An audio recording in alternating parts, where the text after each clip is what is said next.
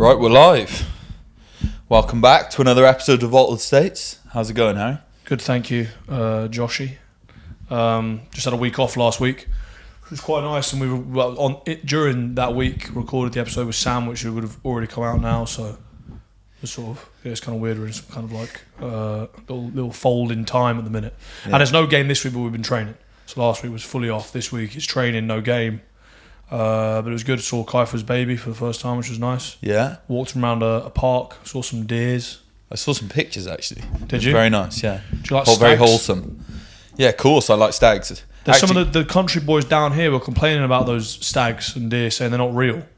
What do you mean they just get put in the park. Robo stags. Not robo stags. No, they're they're live stags, but they get put in the park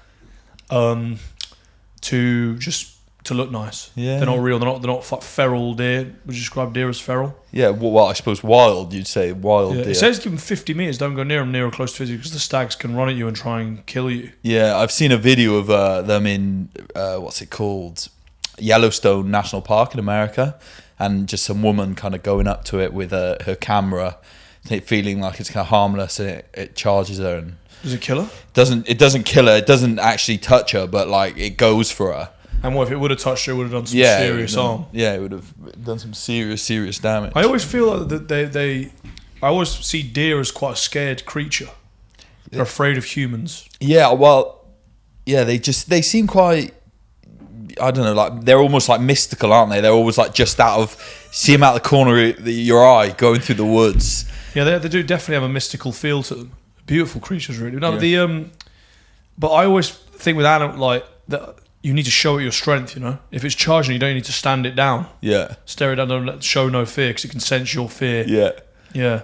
Because that's what they have, that weird kind of antenna, which plants have too. Which is why I sent that mushroom video to you, the mushrooms with the sound frequencies. Yeah, that's insane. For people that are wondering what the hell we're talking about, there's a video where someone has created some kind of sound device. They literally plug into different plants, and the frequency the plant is emitting gives off a different sound, and the mushroom sounds quite funky. It's like it sounds like that, and apparently sunflower sounds really nice too. Yeah, well, I don't know about the sunflower. Does he do like stinging nettles? Don't know. I'm sure if you had that device, surely you just chuck it on every plant you saw. I would. I know. But I found out that the plant's whole existence. So they do have. They are in that to the veggies out there. They are clearly living creatures that have their own version of consciousness, but because it's not a consciousness we can relate to, because they must just see time totally different. They don't have eyes, ears, or any of our five senses, but the sense they do have is they can pick up on this like frequency from other plants. Yeah. And they're always must be in like constant communication because they're constantly putting out a frequency. Yeah. Imagine being able to live the life as a plant for a day. Yeah, maybe you have, mate. Maybe you've lived a past life, or maybe a future life is coming up for you as a plant. But I'd like to see. No, I mean just for a day, you know. Yeah. I'd like to go in and just see maybe like an old oak tree. Yeah. Could you jump into that? Well, you need to create those glasses that you were talking about last week. The glasses with the baby. Yeah, the baby glasses also apply it to the tree. Also apply it to the plant, yeah, and like wild animals. If you could come up with the science behind this invention of yours, you're a billionaire. We're not far off, mate. Yeah. With what Musk is up to, etc. Yeah, I'm sure they're working. Well, I feel like everything they're working on is kind of the antithesis of nature. So they're not worried about the plants, and they're worried about connecting us with the cyborg, creating the human cyborg. Big cyborg. What's going on with APE?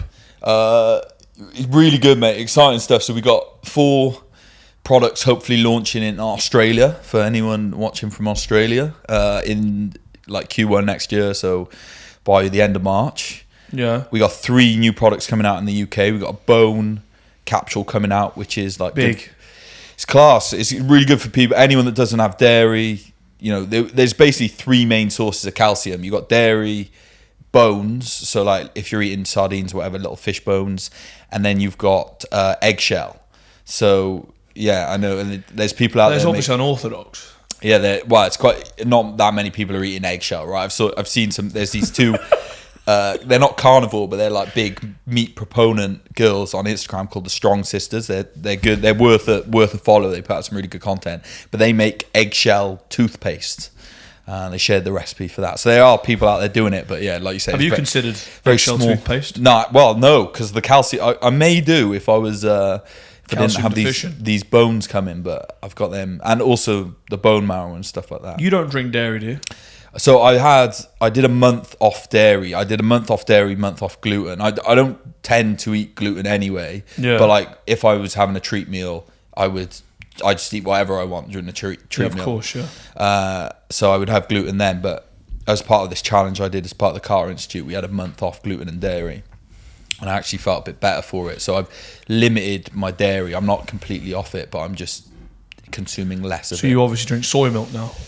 No soy milk for me, mate. You know that. Never. Those estrogen levels, I want to keep those delicately balanced where they are. Yeah, nice and low, preferably, is it not? Yeah, ramp them up. As a man. Yeah.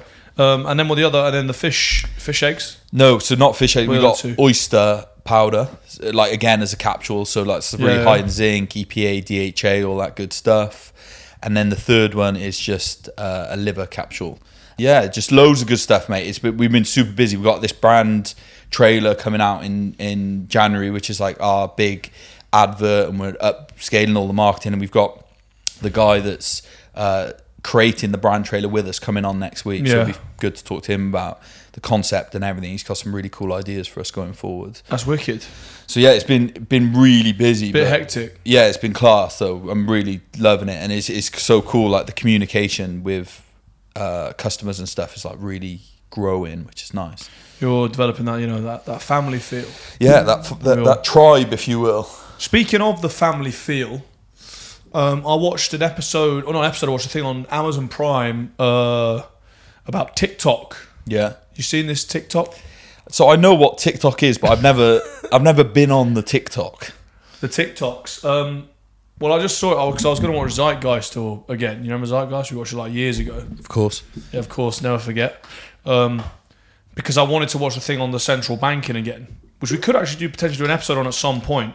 Because Alec, obviously, he was just here a second ago, but he didn't come on. He knows a lot about it, but I find it, the whole thing super interesting. That was where I first heard about it. We watched that like 10 years ago. We watched it, I remember it was like my first year uni, watched Around Your House. Yeah. And I've watched it a couple of times since, but not for years. And I searched Zeitgeist, and I saw this thing on TikTok, and I was like, oh, cool, I'll watch that. And it's just weird. So I feel like it's bad. I feel like it's very bad. Yeah, so from what I understand it, right, it's an app kind of like Snapchat.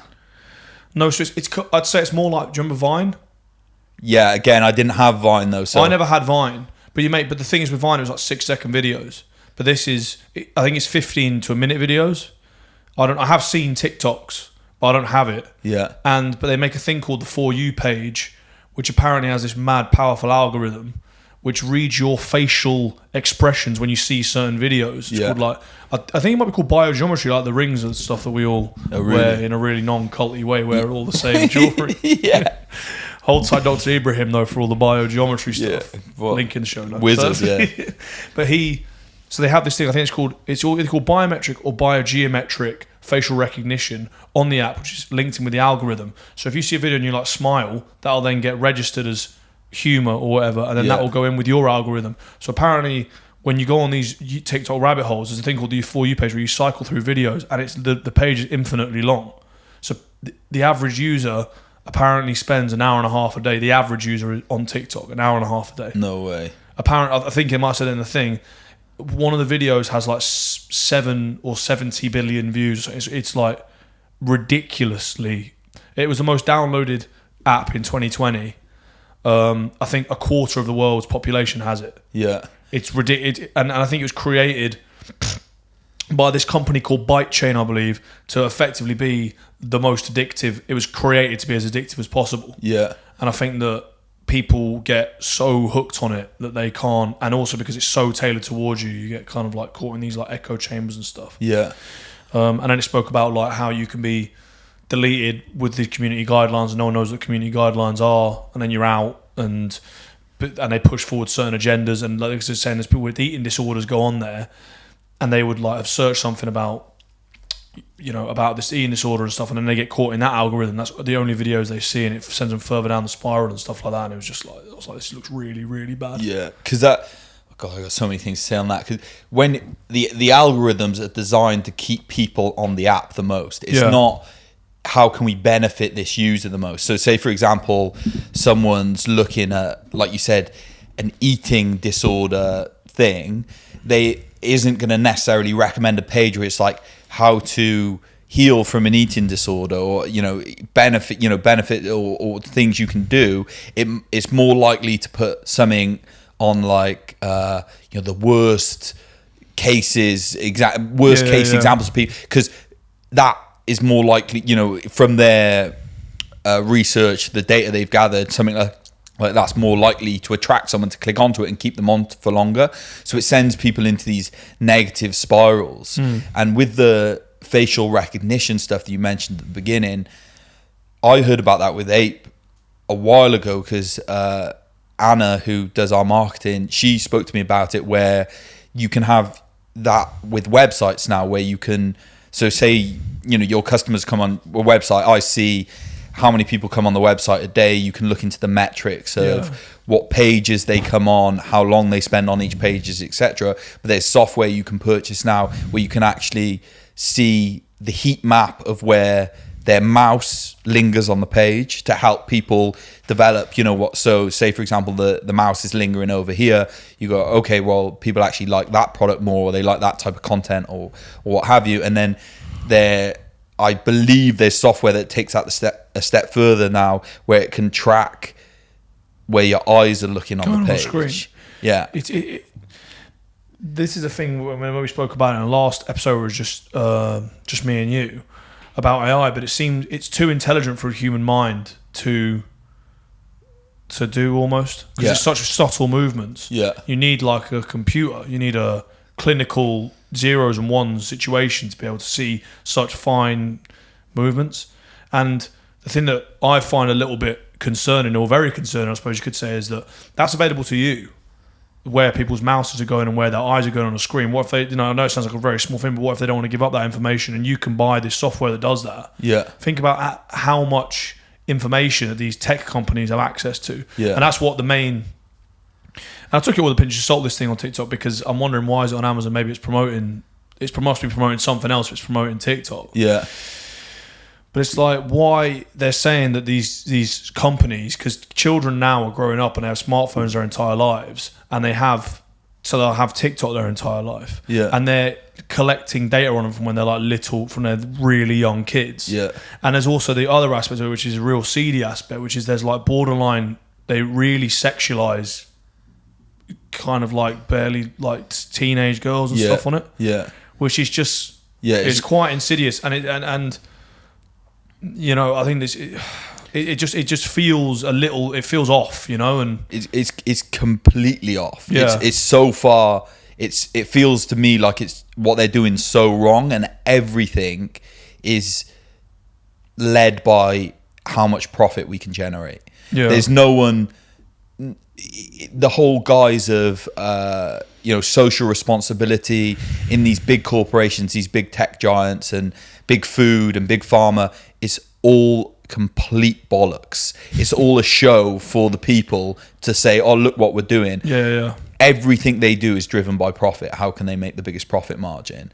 And it's at the expense, in this case, of, I should imagine, with TikTok and stuff, children, because we're not using it, maybe showing our age a little bit. We're both 30 now. We don't use TikTok. I'm not sure what the age bracket is, kind of like what type, what age people use that, but it's the younger generation, right? TikTok is like, because there's a lot of people. So my youngest sister doesn't have any social media, but she has TikTok, and loads of boys at the club, a lot of them have Instagram stuff, but they have TikTok because it has a lot more users. Instagram, if you have an Instagram account, you post pictures, right? And you try and There's people who have private accounts and they just have it for their friends, or there's sort of like there's APE that's trying to push a product, and there's people that brand themselves. Like the bigger lads at the club are kind of a brand. Trying to educate people, mate. Yeah, trying to educate people. And sorry, mate. And also, and sell also, goods. Yeah. Obviously everyone's concerned about the bottom line. Yeah. And then there's people, everyone has sort of a different thing, but what it revolves around with Instagram is taking pictures. Yeah. And putting them on pictures and videos and putting them on your page, so you have your own page. Whereas TikTok, there's like millions, if not billions of users who don't post videos. You go on there solely to look at other people's videos. Yeah. So there's these massive influencers who have millions of views, or some of them billions of views and followers, and these people have 0 videos on, but they just view other people's stuff. So there's literally accounts of you just like where you're literally on there to view stuff. Because Matilda, my younger sister, has no social media, but she has TikTok. It's the mad thing as well is the amount of money and time, and some of the most intelligent people in the space of design and algorithms, psychology, human behavior, all this stuff, are being paid to design these apps in ways to make them as addictive as possible. And even the phone, if you look at, I heard Andrew Huberman talk about this today, with the iPhone, and then the competitors to the iPhone, the Samsung Galaxy S or whatever, these other options you've got, they're all similar size and shape. Yeah. And it's because there's research around that, that shape and size being the thing that draws the human eye the most. And the reason he was talking about it was he did a podcast on how to memorize, like if you're studying, what's the best way to do it.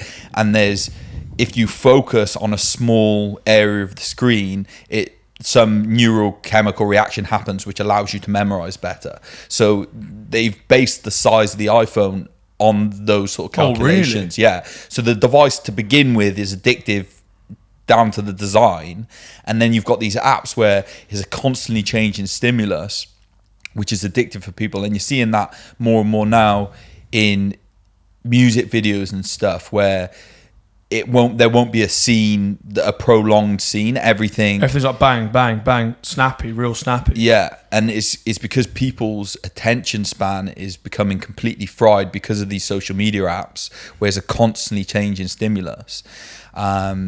So people's ability to read, sit down and concentrate is all diminishing. But when phones originally came out, the mobile phones, there was a period where they basically got downsized. You remember that? Yeah. Where everyone just had tiny little phones. Yeah. Do you think that these tech giants had this idea in mind from the get-go? Do you think? Because I honestly think this is what we're going to speak about after. This is what we're coming on to with the VR and the Metaverse and all this kind of thing. Yeah. When my mum, I remember she had a little Nokia. I'd be like 8 years old, and I remember she used to call my dad on it or whatever, and it was you pay as you go and this kind of thing. Yeah, Snake. And you had Snake 2 on it, or Snake. And you said that there's going to be a point in time when you're not going to need a camera. You can watch anything you want online. You can video face call people. Yeah. And it's going to be within 20 years you're going to be able to do all of this. Like 15 years. Yeah.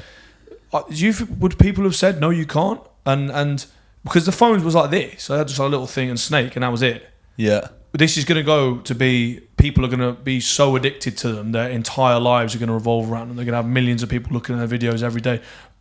It is a big jump, but now because it's so normalised, you can't put yourself in that space back then. Yeah. But now it's like, I can, because when I think about this VR stuff that's going to happen, it really, for me, is not that much of a stretch seeing where we've come from given those phones up to now, because it went no phone and then those massive like army phones to little tiny phones, and here we are now.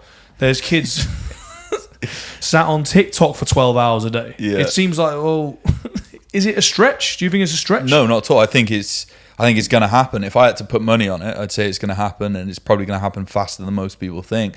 Like back when everyone was on their 3310, the average person couldn't envisage the iPhone and how it would operate today, but there were people out there saying this is the way it's going. Yeah. And those same people that were saying this is the way it's going and predicted the iPhone are also saying then the next step is humans joining with devices. They've developed Musk has developed the Neurolink now, which is they attach. I watched a video on it. Actually, it's creepy. Where they're literally going to put a device into the brain.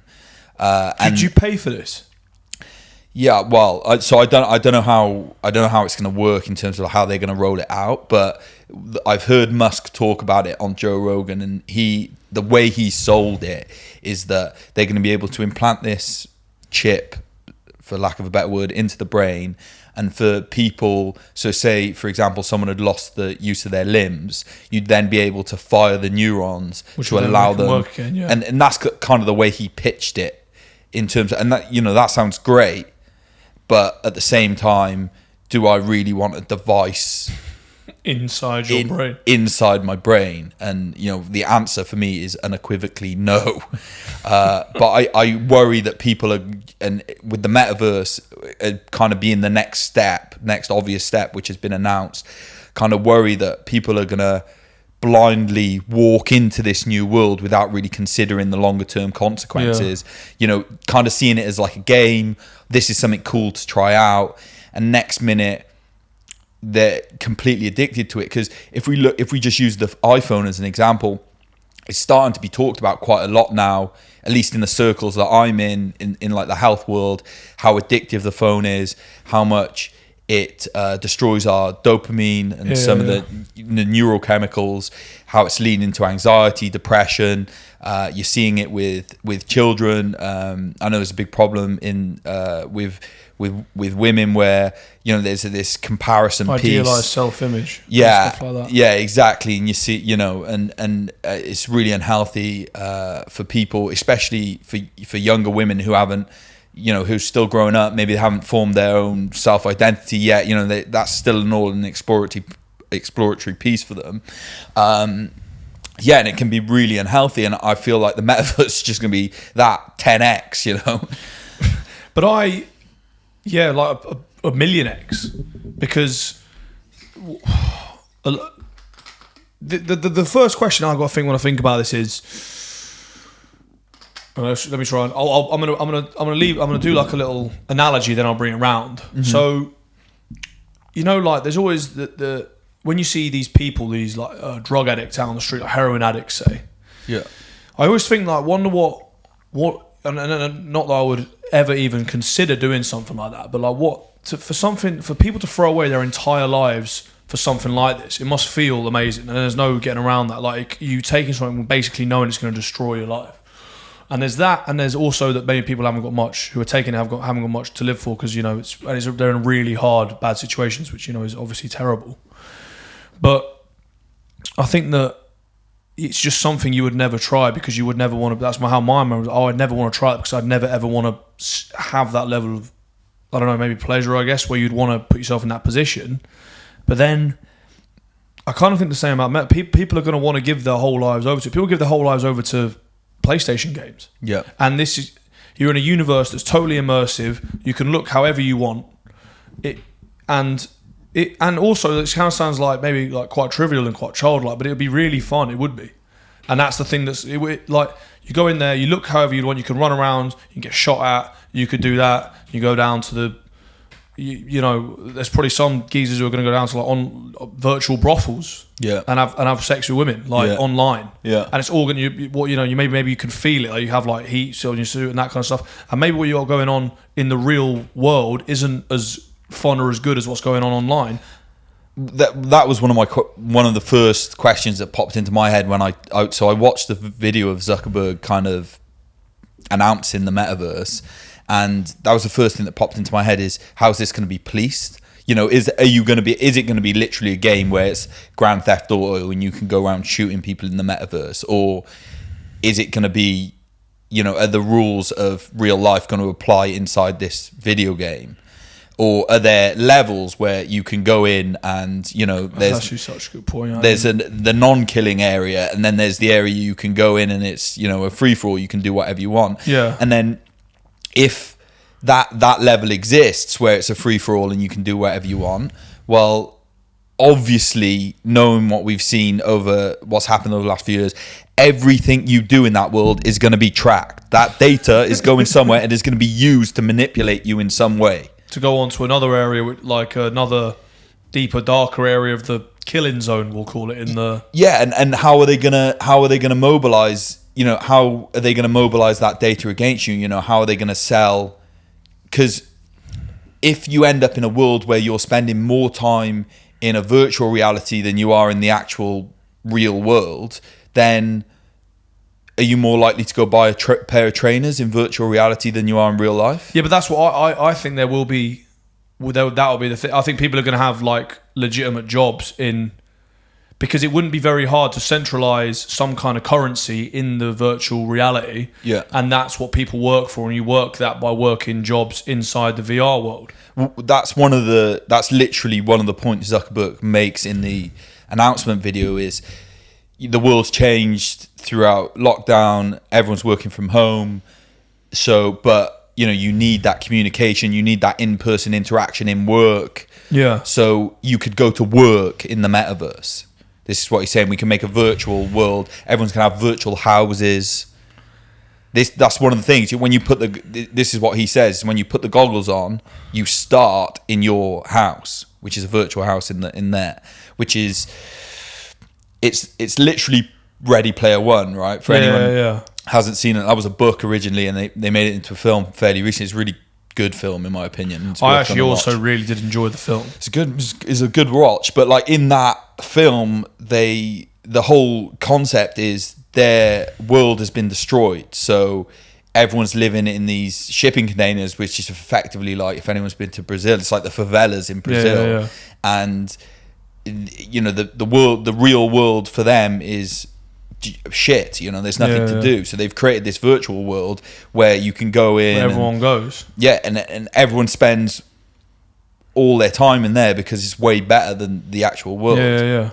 Well, if you would have told someone a few years ago, this idea, they might have laughed at you. But now recently people have been spending so much more time indoors. And on their phones, on technology. Yeah, so everything that's happened over the last year has made that seem like more of a reality. But when you say it to people, it still is a big leap for people. If you say it, like I was always when some people about it, and say that eventually this will be the norm, and it will be so immersive that it will seem like real life, and people still say no, that's just impossible. Yeah. But I just don't see how, when you actually see like PlayStation games, or you see how good like CGI can be and stuff like that, how you can't see this could be a definite possibility. Yeah. And also, which is an even creepier question, is if you had an experience that was so immersive that you were convinced it was real life, how do we not know that we're having that experience right now? Yeah. And that's the whole simulation theory and stuff like that. Yeah. Which actually gives me a little bit like the goosebumps. Yeah. Because if you could imagine all this ends and then you're just like, you've been a day down the arcade. Yeah. And I'm a big squid. And yeah. And then all this is just a construct of some sort of combined consciousness on a game that everyone... I don't personally believe that's the case. I'm like Descartes. I think therefore I am. Yeah. Stands to human life, but it feels that yeah. Would you?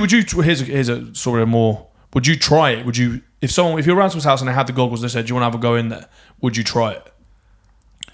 Yes, I would try it to see what it was like, but I've already, so I never like to speak in absolutes, just generally, like I'm always open to changing my mind on subjects, but I would try it because I'd like to see what it's like, but at the same time, how I feel right now is I would never purchase it for myself. I would never, I would probably only try it in that scenario that you described, and I'd only want to just try it to see what it was like, and that would be enough for me. I feel like as human beings, we're kind of sat on a knife edge at the moment where we've got one way where we can go back to kind of our roots, where you're seeing a massive movement. Yeah, people want to go back towards more simplistic. Yeah, you're seeing big uprisings in like agriculture, regenerative farming, people starting to like grow stuff in their gardens again, and this sort of thing. Or then on the other hand, you've got the metaverse and Neurolink and becoming a cyborg. And I think as human beings, it's kind of a really important thing to think of right now, because life flies by, and like you said, it it doesn't feel like that long ago. Me and my dad were sharing our Nokia 3310. I was playing Snake on it in the evening, and he was taking it to work with him. Yeah. And now, we got iPhones, and we're faced with what we're faced with at the moment. And I think it's worth at least taking some time and considering whether you are going to go down that route and consciously making a choice as to whether you're going to do it, as opposed to just getting swept up in the tide of it happening. And then you're in it. And next thing you don't know. And that's the thing, because in terms of how like neurochemistry works and phones and stuff, you get a dopamine hit, which is a neurochemical which is associated with like happiness. And when you're on your phone and say you get like a like on Instagram or whatever, that's what you get. Yeah. But the problem is that we're overstimulated in our modern environment with dopamine, and this dulls your receptors, and then all of a sudden you have to get a bigger and bigger hit to get that same feeling. And that's why people spend so much time scrolling on their phone and get no enjoyment out of it. People actually proper autopilot. When they stop, people often actually don't feel very good. Yeah. But you're looking for that dopamine hit and you're not getting it because you just completely fried your dopamine receptors. Well, when you go into this metaverse, are there going to be greater limits to, different things you can do to get that more dopamine? That's what I was also just thinking about then is, well, let's just say it is the same as you were saying. There's the area where everyone's got jobs and people are working down at Foot Locker and you can go to like concerts and stuff. And then there's the other zone, which is the killing zone, where there's no holds barred, anything goes. Yeah. People, 7 deadly sins situation. Yeah. Do you not think that people having that temptation there to go and do that stuff and feel like you're actually doing it is surely going to have a negative effect? And this is obviously only hypothetical. It's surely going to have a negative effect on people's minds. If you could go somewhere and feel like you're actually doing it, because how long would you have to be in this, totally immersive experience to forget that you're in it? People are going to have to get reminded, are they going to have to get basically involuntarily logged out because they're just going to be in there for 24 hours at a time? Yeah. And it can't be doing good things to your mind. Imagine you are someone who has dark thoughts or wants to do bad stuff, and you can go somewhere where all of it's completely legit and play on and do what you want. Yeah. But then I wonder if they come back to the real world. They just go, oh, well, I'll just wait, I'll just sleep, have some food, and I'll wait until I can go back into the metaverse again. Yeah. Yeah, and what's that going to do to someone's psychology? Kids today are playing Grand Theft Auto and might go on and play for an hour and kill 50 people during that. Yeah. And then to make that experience way more realistic through VR, is that going to... to me, it seems like that's definitely going to have some sort of psychological impact on them. And I feel, what are the rules going to be around this? Because... is a 15-year-old allowed to go in and do that sort of thing? Have you got to be 18 to do that sort of thing? It's going to be interesting to see how they roll it out. And ultimately these companies, how they act is they get away with as much as they can. Yeah. And people like Facebook are now so big and powerful in terms of the amount of money they have and the amount of reach that they have, that they're getting away with a lot that they shouldn't be getting away with. Yeah. So it feels to me there's going to be some real shaky rules around the whole thing when it's set up. It's just scary. A bizarre thought that, as you said, you were like, you don't seem that long ago since you were sharing a 3310 with your old man. Yeah. And now we're potentially around the corner of, you'll share a 33 with your old man in virtual reality. Yeah. You're like, oh, look what I got. Remember these? And you're like, it's two your avatars talking about how you used to have it back in the real life. Yeah. Obviously, it's only you and your dad are never going to get VR. I can't imagine your old man. Yeah. In the VR realm, in the metaverse. He literally can't use a computer. So Yeah, he's definitely not going to be in virtuality. I was just trying to think as you were speaking then how many years ago that was. Maybe I was 14 then, so 16 years ago. In 16 years time. I remember 3310. I had a 3310 when I my second year of secondary school. So that would have been 2002. So 13 maybe? 12, yeah, 12. 12, 13. 12, yeah. So yeah, it's not, but it's 15 to 20 years ago, that scenario. Yeah. And look how fast it's come.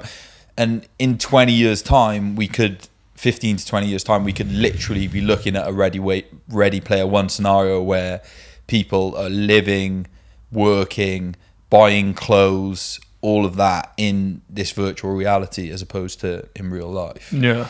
Which begs the question to me is, how would the human body evolve? Imagine where if you're in VR and you're sat down or you stay indoors all day. I feel like if that's the way the world moves, obviously it would take a very long time to evolve to change to something different, but we wouldn't need potentially to move around as much as we do now. Everyone might just turn into like big sort of massive head little tiny bodies, like grey aliens. Yeah. No, what you mean? Sure, that'd take a long time, wouldn't it, for any kind of epigenetics? Was that epigenetics? Epigenetics is genetics but that's like within a lifetime. You know, say you're born with genes like cancerous genes, for example. Yeah, you can, if you follow poor lifestyle habits which encourage those genes. So say, for example, smoking, then you can turn those genes on. That's epigenetics. Right. But what I'm talking about would literally be the evolution of the human body. So yeah, it would take hundreds of thousands of years. It would take a long time. but just like, we had Dan on a while ago, said he was addicted to World of Warcraft. And there was, like, think how like pale people would be and malnourished. Yeah. It would be quite dangerous unless there was some kind of like mechanism to say it was monitoring your time to go on, because people wouldn't sleep. Yeah, there's no way they would. That would have to be self-imposed. Sleep or eat, yeah. What would you try it? Yeah, I would try it in the same way. In the same way that I was never actually allowed GTA when I was a kid. My mum said it was too violent. Yeah. So whenever I used to go around people's houses when I was a little kid on Play-Doh, I used to absolutely smash it. Yeah. Just go around and literally just to play it. But my mum was just say it was too violent. I probably would do the same thing. I'd want to. It'd be too. Even now, like talking about it, it as bad as it sounds, it does sound fun. Like it does. There's no getting around that. Running around and pretending, thinking you're a soldier or something that you'd run. But the thing is, though, which I think actually would appeal to a lot of people, is there's no risk of consequence. Like, what's the consequence? You can do whatever you want, and it doesn't really matter because you're in a virtual reality. Like what? If you do something bad, are you going to go to virtual prison? Yeah, well, that's the question. Like, what laws are they going to stick around it? You know, what rules are going to apply within the virtual world? Or if you go to virtual prison, can you just reset your avatar? It is a very strange. I would, and you know, when you're in there, is it like me and you looking at each other, or is it graphics? Well, so from the video, it was like Mark Zuckerberg goes in on the demo video and he chooses his character, and his character looks like him. But then he goes into the virtual Facebook office, and one of the guys he works with is like a robot. So you can your character should be a dinosaur. Yeah, so I would imagine it's literally like Ready Player One, where you know his mate who's a big robot, is a big robot, and she turns out to be a woman in real life. But yeah, it seems like it's going to be like that. What avatar would you choose?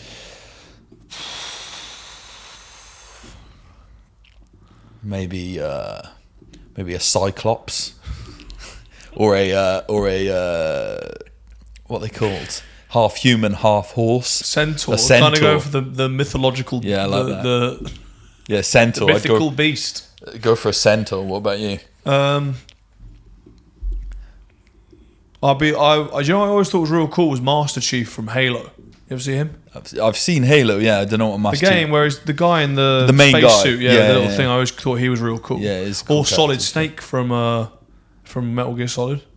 I never played Metal Gear Solid. Well, that's a good game. You're a proper gamer. I didn't realise how much a gamer you were. I'm not a proper gamer. I'm not.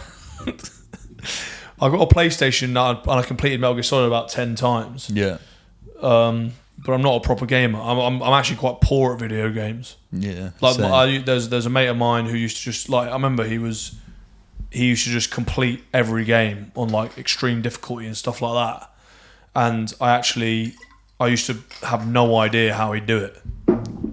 Yeah, it was hard. Some games were actually hard. Like proper hard. Yeah.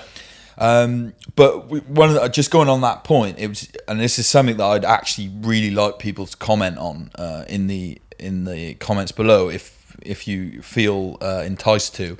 But over the last few weeks, I've genuinely felt like a massive pullback to nature in terms of I'm going bushcraft day tomorrow with Sam Harris. Going to teach me how to light a fire. I'm going spearfishing with flats in the next couple of weeks.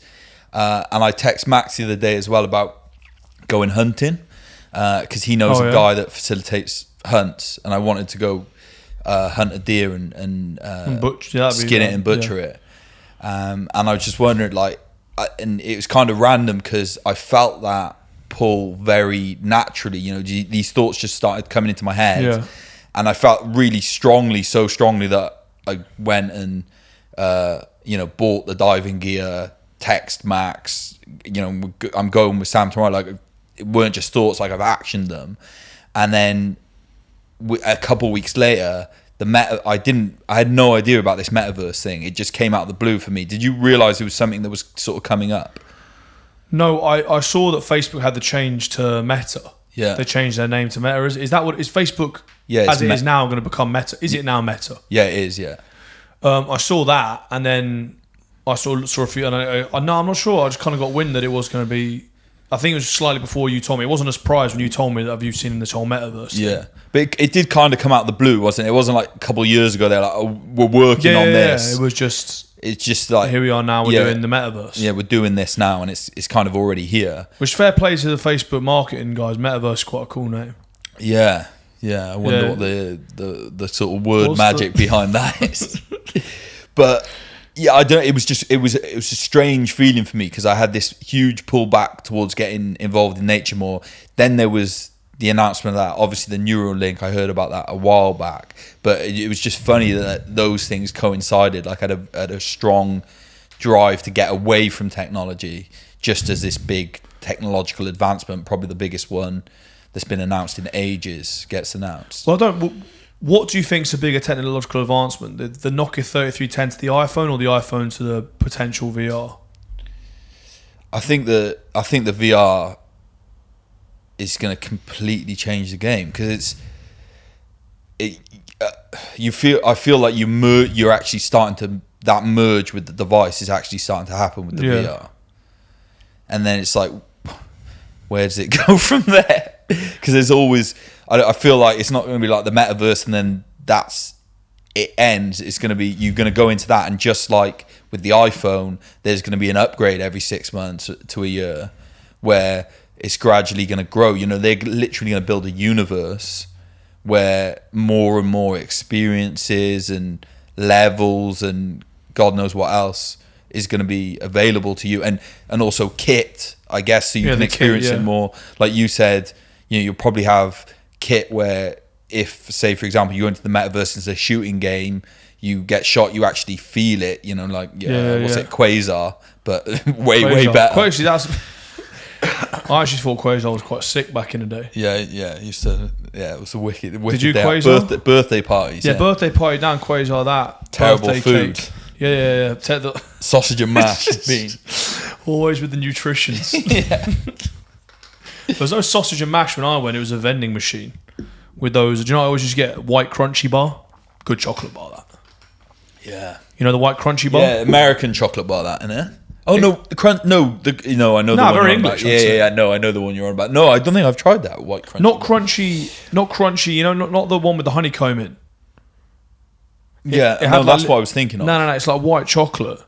I'll show you afterwards. Okay, yeah. White crunchy bar, and then and a can of fizzy pop. Yeah. Was more what you know, down in the Bromley, which I think I went to about 12 birthday parties down at. Yeah, they were having one myself.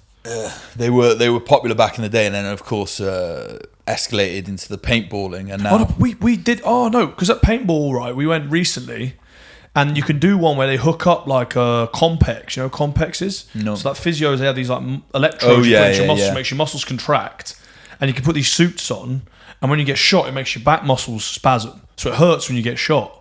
Jeez. What, in paintball around here? In paintball around here, yeah. So there's like a laser comes out, so you can see the laser, and when it hits you, it makes your back muscles go like that, and it's pretty sore. What? So you're getting shot with the paintball and... No, not the paintball, so it's a laser. But it's outside. Okay, so it's not paintball. Paintball's so it's the same facility. Okay, right. It's called like Mayhem Zone. Yeah.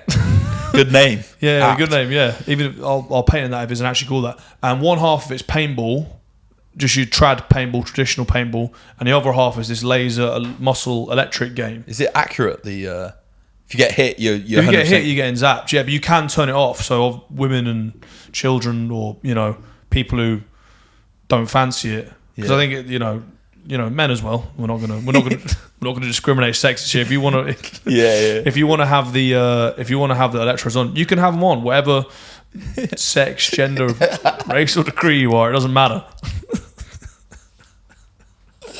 Yeah. Don't want to get done for anything.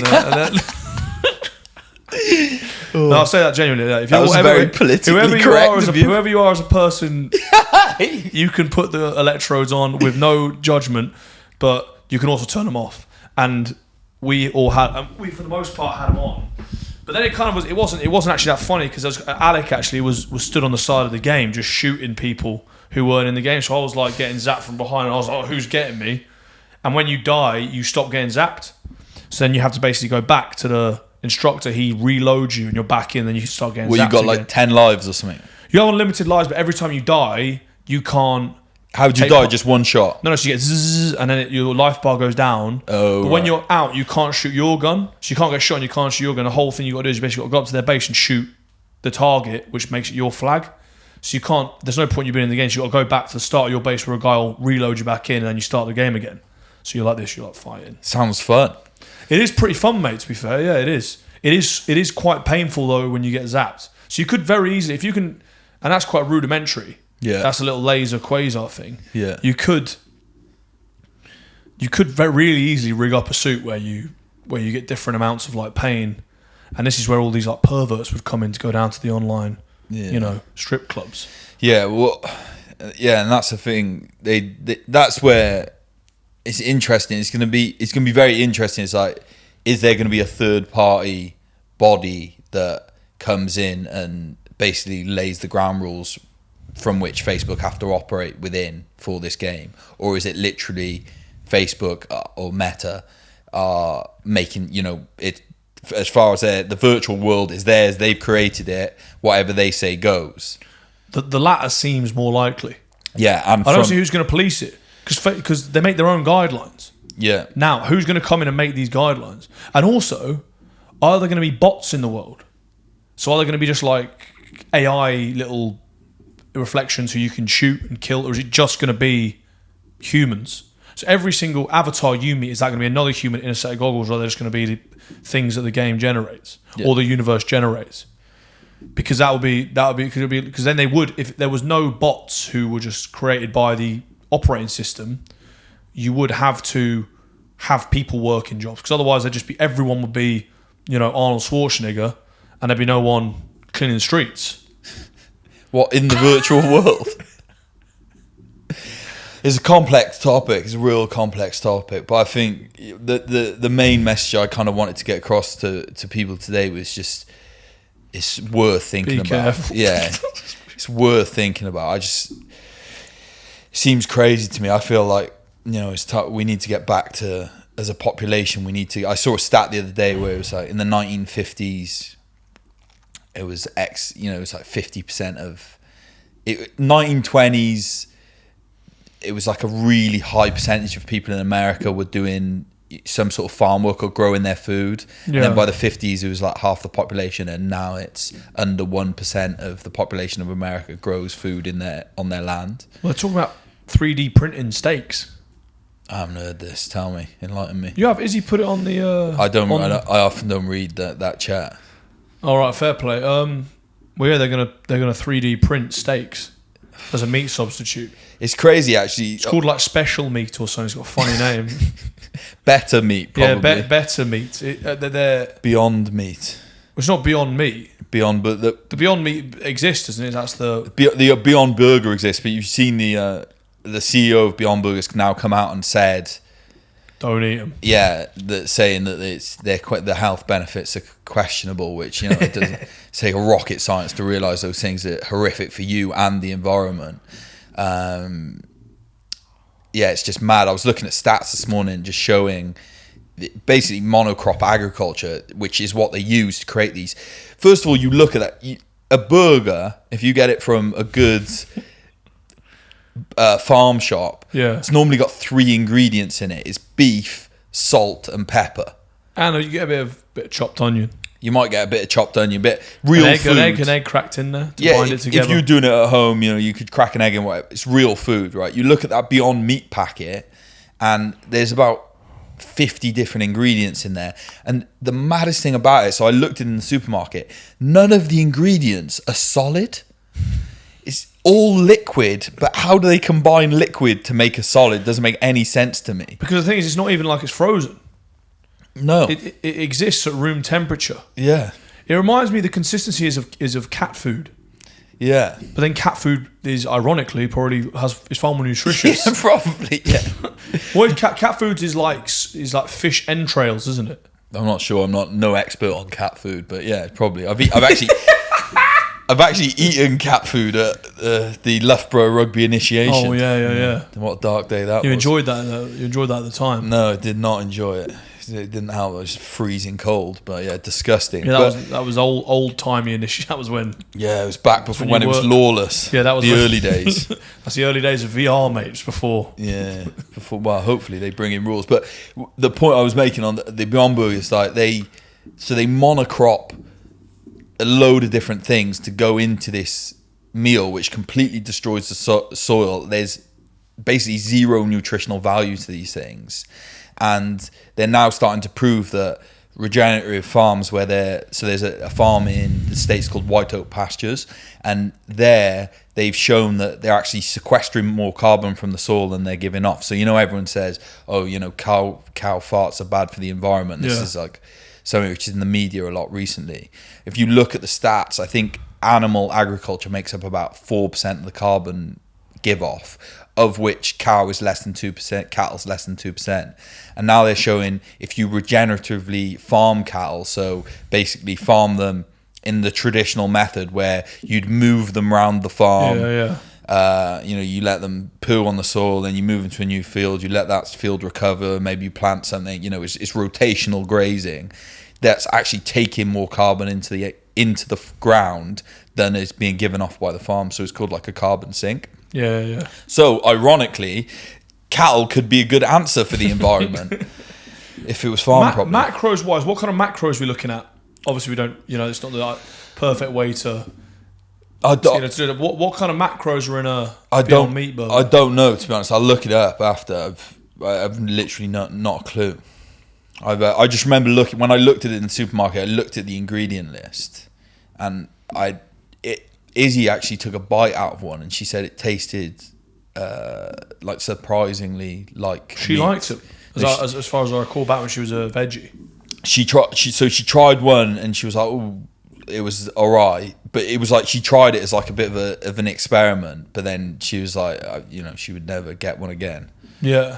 But yeah, it's a madness. But anyway, he's the CEO of that has come out now and sort of said that he doesn't think they're that healthy, and the stock price has plummeted surprisingly. Oh really? Yeah. So why he's done that? They might be exactly. I can't imagine he's come out for under the guise of ethical reasons. I've created this product because I thought it was going to be really healthy, and it's turning out that it's actually not going to be that healthy. Yeah. So Beyond Meat, no, I didn't try. Did I eat a bit of that? Did you eat a bit of it? I've never tried it. No. Never will. The thought of it just kind of repulses me. Yeah. A raw liver, delicious. Not the raw liver, mate. You got to cook the liver a little bit, just a little bit of the cooking. Where are we?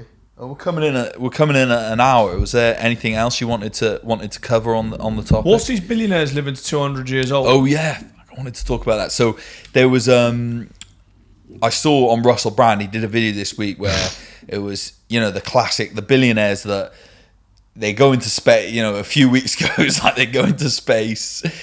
Who was it? Bezos, the owner of Amazon. You had Richard Branson. Yeah, he's been in space, and he's been floating around space. They're all doing their allegedly personal space journeys.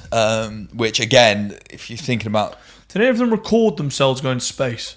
Yeah, I feel like there was a video because I saw a clip of Jeff Bezos. I think he took his brother with him. There was like he had a spare seat, a spare ticket for this space journey that he did. He took his brother with him, the good family man that he is, and there was like images and but it didn't. It all looked a bit weird. But more like it kind of wasn't real. Well, yeah. Well, yeah. What I want them to do is take a camera. Yeah. Of them outside of the ship, take it to the ship, point it out the window, fly it into space, move it around 360, come back down to Earth. Yeah, that's all I want. Yeah, but for some reason, I don't know why. Just can't seem to get that. Yeah, and I don't know why. That would be nice. That would be that as well. You'd also, I would certainly watch that. Yeah, I would watch it. Yeah, 100%. Yeah, I know Branson's been up in space. Yeah. But does that mean they're going to live to be 200? How does that? No, so sorry, I was just saying like the flavour of the month last month was like space travel. Yeah, everyone's going to and now there's talk of like how long can we elongate our lives. This is Russell Brand did a video on it. Basically they're all saying they want to live to 200 years old. I was just thinking, how are we going to do it? Is this another segue into the cyborg humans going to be able to live older? But the first thing that popped into my head was I remember seeing a study where they took rats and always with the rats, and they took the blood from old rats, injected it into young rats, and took the blood from young rats and injected it into old rats, and the young rats started exhibiting behaviors of the old rats and vice versa. Right.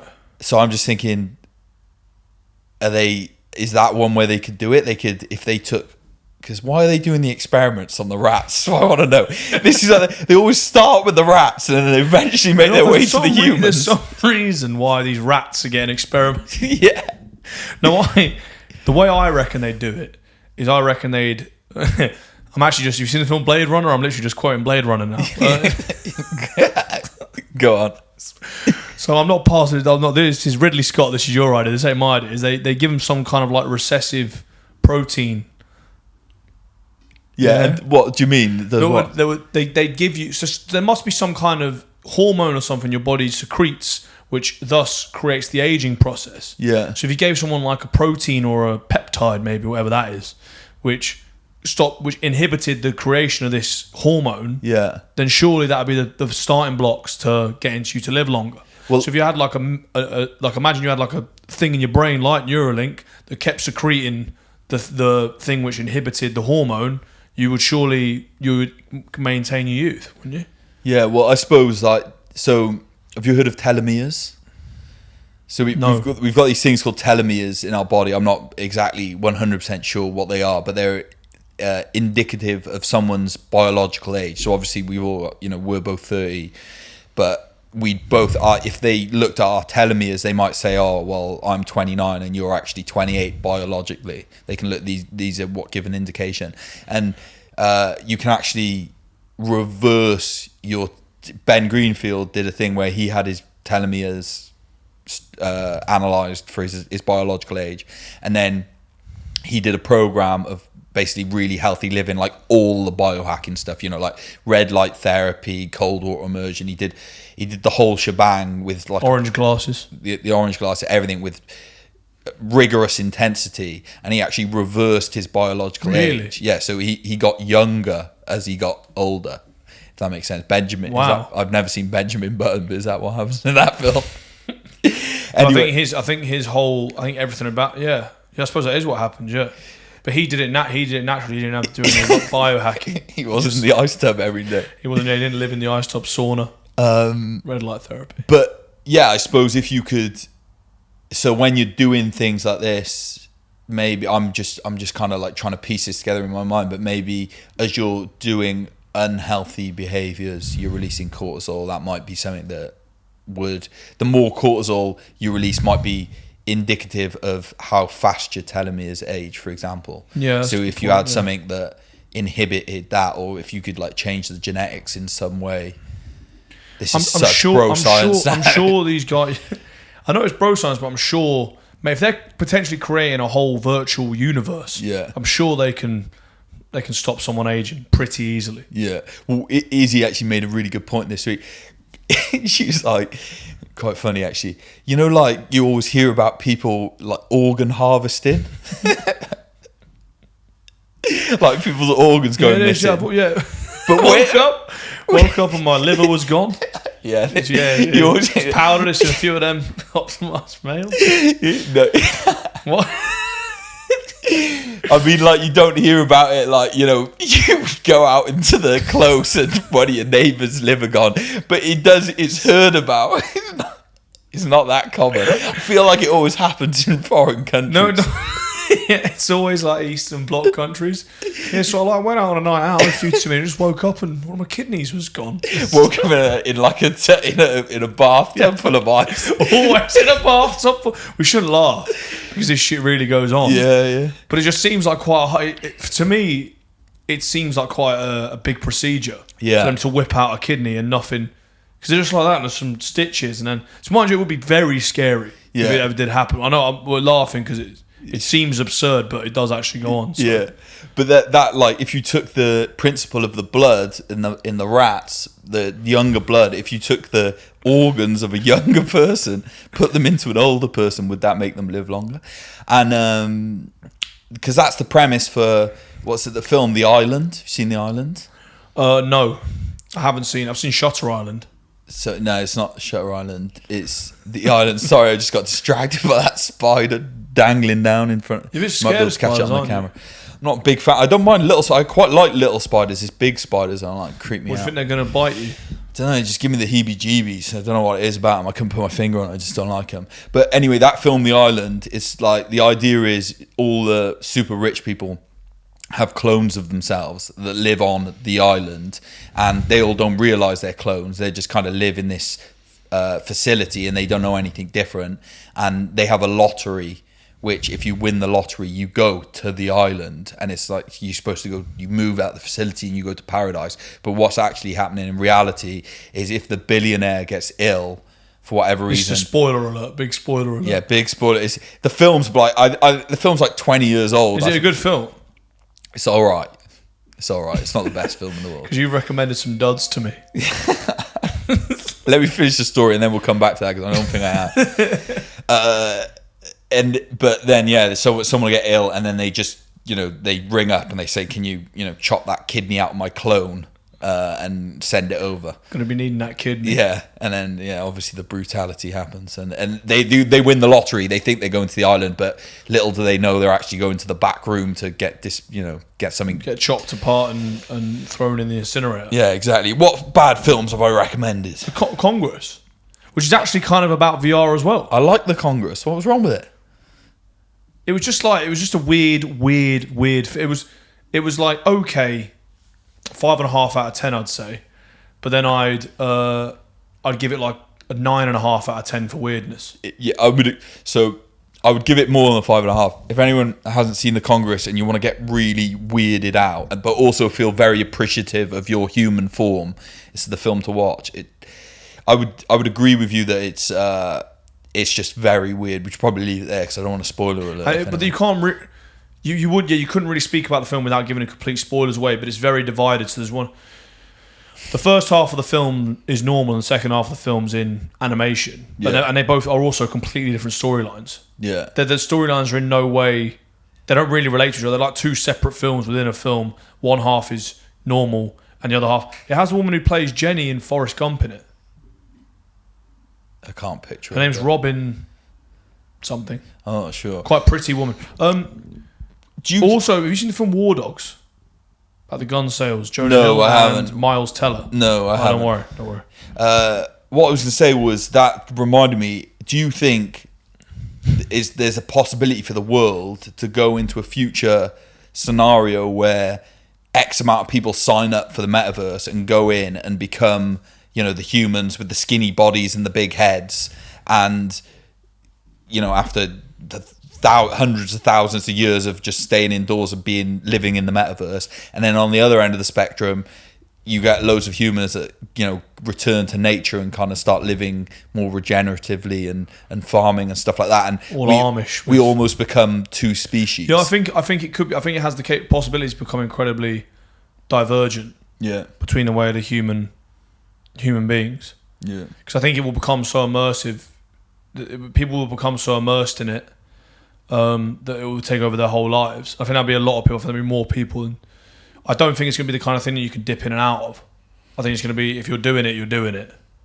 And if you choose not to, like, it could be, because a lot of things, a lot of things will change if people can work inside it, make money, and exist in it completely. How different things are going to be in the real world. Think how many less people are going to be to work actual jobs in the actual universe that we're living in now. It's mad. But and incredibly disconcerting. It could be funny, like a scenario where you've got a business where you go to the office, you actually physically go to the office, and you turn up and you're like, oh, it's just me and you today. Everyone else is at home on their VR. So you're in the office, you put your VR on because there's more people in there than in the actual building. Yeah. Going into meetings and stuff. We could literally be looking But at some point, they're going to be like, don't bother coming in. Don't bother renting the office because you can just do it all from your house. Well, that's the other thing as well with work, because you've seen with lockdowns, like we saw a load of our mates work in London and that we saw at Craig Stag do. Yeah. And Ali, George Messam, quite a few of the boys said to me their offices have just sold up, or they've like downsized to half the size, and they're just saying people come in 2 days a week and they're, rotating it so certain people come in at certain times. Which seems like a fun thing, which is like a good thing, because my working week is. It was originally a thing that I was sort of, it's actually good because it's changed the landscape of people's work. They don't feel, working a 9 to 5, go in and, American Psycho wearing a suit on the crowded underground and stuff like that. Yeah. That's all a thing of the past now. Yeah. And you're going in like 2 days a week, or not at all.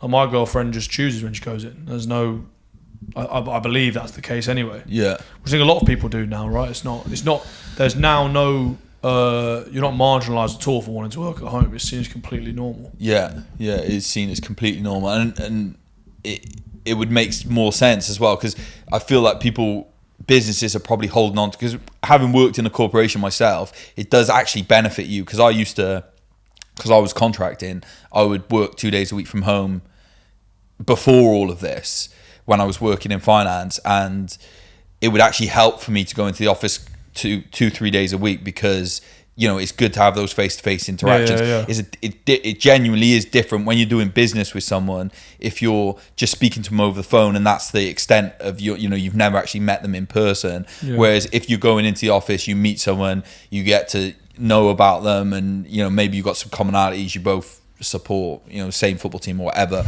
or you like that, you can talk about stuff, you can connect with people. You support them Gunners, eh?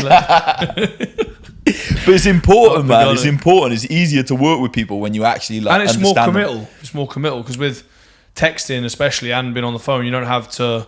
You can always sorry mate, I can't do this. Wherever you have more of a personal relationship with them. It's harder to just duck out stuff. Yeah, 100%. It's going to be fascinating the way this goes, and also for everyone listening, I'm genuinely really interested in what way other people think this is going to go, and whether we're being completely over the top thinking it's going to get as intense as we think it's going to get, as quickly as we think it's going to get. So comment below and let us know, because I'm seriously interested. Yeah, definitely. That'll probably. I think it's time to go for a swim, man. We're at I think it 1 is. hour 10. I'd love to swim. Catch me at harry.williams91.